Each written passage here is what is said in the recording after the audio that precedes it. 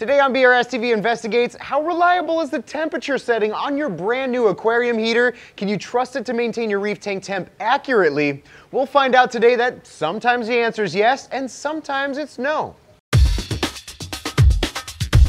Hi guys, Randy here with this Friday's BRStv Investigates, where we put popular reefing gear, theories, and methods to the test by experimenting on our own tanks so you don't have to experiment on yours. And in today's experiment, we open 5 brand new popular aquarium heaters and test each one for 24 hours to see exactly how close they actually are to their temperature set point. And I'll tell you right now, some are off as much as almost 3 degrees. In the end, I think many of us will change the way we set up a brand new heater in the future after we find the answer to the question, can you rely on your new heater's temp settings right out of the box? Okay, so regulating temperature in our tanks is pretty important from a stability standpoint of trying to maintain a similar environment to our fish and coral's natural habitat as close as we possibly can.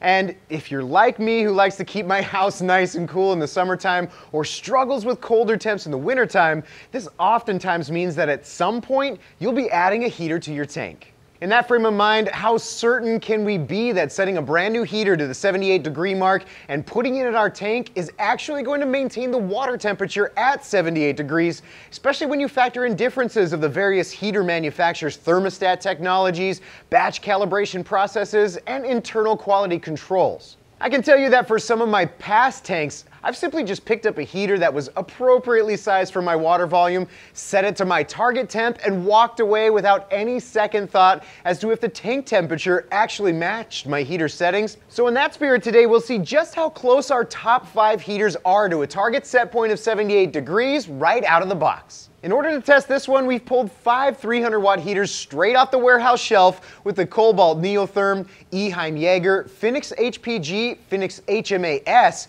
and the Phoenix Titanium heating element controlled by the Inkbird temperature controller. We'll set each heater to 78 degrees and put them in a 60-gallon test tank each for 24 hours and see how closely we're able to come to actually hitting that 78-degree set point by monitoring the temp swings using a Neptune Apex EL with a calibrated temperature probe. We'll also use a single Ecotech Vortec MP10 to maintain some water movement in order to remove any localized hotspots around the heating element itself. So one thing we're not testing today is whether one heater is better than the other, as each heater performance will likely vary even across multiples from the same manufacturer. But in this experiment, we'll try to identify if we should trust any heater calibration out of the box and whether or not that's important. We did run all of the heaters for a full 24-hour period, but for the purposes of this test, we'll just be looking at the last 5 hours of stable temperatures to get the most accurate measurement of heating element accuracy. Starting with the Cobalt Neotherm 300-watt heater, which has 250-watt heating elements and comes in a hard shell case form factor with a digital temp setting wheel on the front of the primary heating element. After being set to 78 degrees and running on our 60-gallon test tank for 24 hours, we see that in the last 5 hours, the Neotherm was able to stabilize the water temp within 0.2 of a degree from the 78-degree set point with an average of 77.8 degrees. Right off the bat, I'd say that this heater performed the best of all the heaters we'll see today and actually matched the previous test results that we saw in Ryan's BRStv Investigates of heater accuracy and temperature swings, giving me a personally higher degree of confidence in taking a Neotherm out of the box and putting it right in my tank, trusting that it can match my desired temp setting. Up next is the Phoenix Titanium heating element controlled by using the Inkbird temperature controller, where the titanium heater has no internal thermostat to regulate temperature, but instead relies on the Inkbird's thermostat to power it on and off.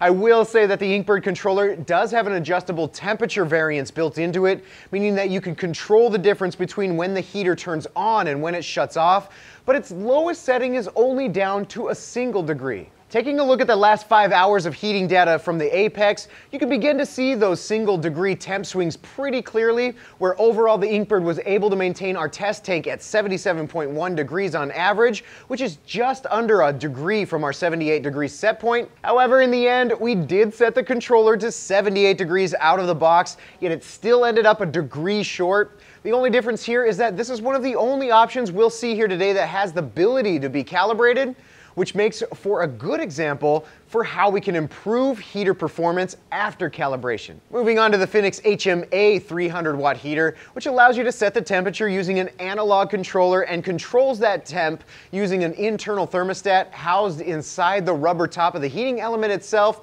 After setting this one to 78 degrees for 24 hours, we see that in the last 5 hours of operation, it maintained an average temperature of 76.4 at just over 1.5 degrees from our target set point at 78. When we look at the minimum and maximum temp, there's only a change of 0.2 of a degree, meaning that the HMA's thermostat was able to maintain a very tight temp swing. However, out of the box, it still registered the 78 degree setting to be 1.6 degrees lower than what we had desired. The super popular Eheim Jaeger heater is next, with a more traditional style of temperature setting and adjustment using the bezel ring on the top, where you line up the red pointer arrow to your target temp, then drop it in your tank. Here we pulled the heater out of the box, set it to 78, and dropped it in our 60-gallon cube, where in the last 5 hours of a 24-hour period, we see that our set point of 78 wasn't quite 78 degrees according to the Jaeger, where it averaged just under a full 2 degrees at 76.1. However, the Eheim heater is one of the only analog ones that addresses the fact that it may not be 100% accurate directly from the manufacturer,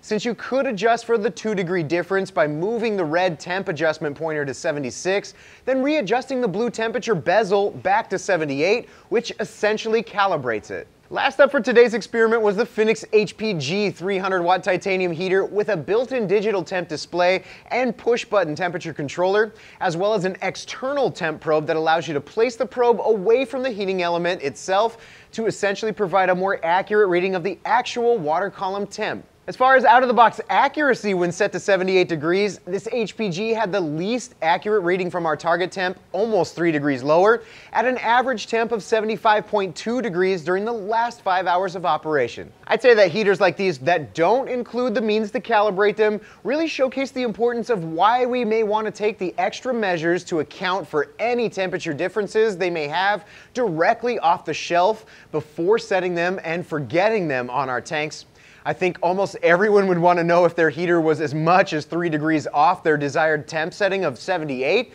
where it could be as low as 75 degrees or as high as 81. Okay, so can you really rely on your new heater's temp settings right out of the box? After today's experiment, I'm going to rate this one a 2 on our Reef Fantasy scale, in that out of the 5 most popular options we tested, only one of them was close enough to our target temp of 78 degrees, where I would reasonably trust that I could take it out of the box and put it directly in my tank without using a quality thermometer to verify that it would keep my tank parameters right where I wanted them. I will note that most reefers would prefer to see better performance from some of these heaters, but with that comes a reasonable expectation of the balance between quality and economical cost, where I'm not surprised that a heater with about 3 times the cost performed the best, which reaffirms that notion of you get what you pay for. If the goal for our tanks is to provide the most stable environment possible at targeted parameters that closely match the tank inhabitant's natural environment, I would say that it's critical to find a way to account for any differences in a heater's set temperature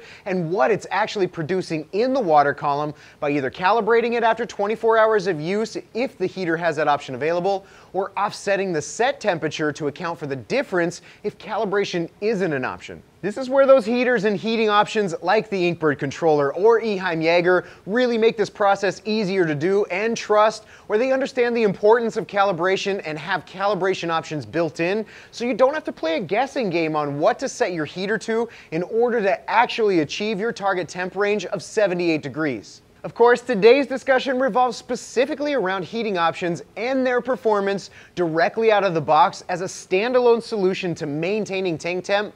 Any one of these heaters could be utilized with a controller like the Inkbird, or directly into an aquarium controller outlet like the Neptune Apex, where both options utilize their own external temp probes to determine the on and off cycles of a heater, and can also be calibrated rather easily. I would personally consider these 2 routes to be my most trusted way to heat a tank, especially if I can monitor the tank temp remotely with alerts and notifications. In Ryan's video for the best heater strategy for a simple and stable reef tank, he mentions that although throwing a heater in the tank might seem simple, the fact is that the heater is probably responsible for the most equipment-related disasters out there. If you're looking to avoid similar type of potential disaster to your tank, I'd definitely take a look at that video.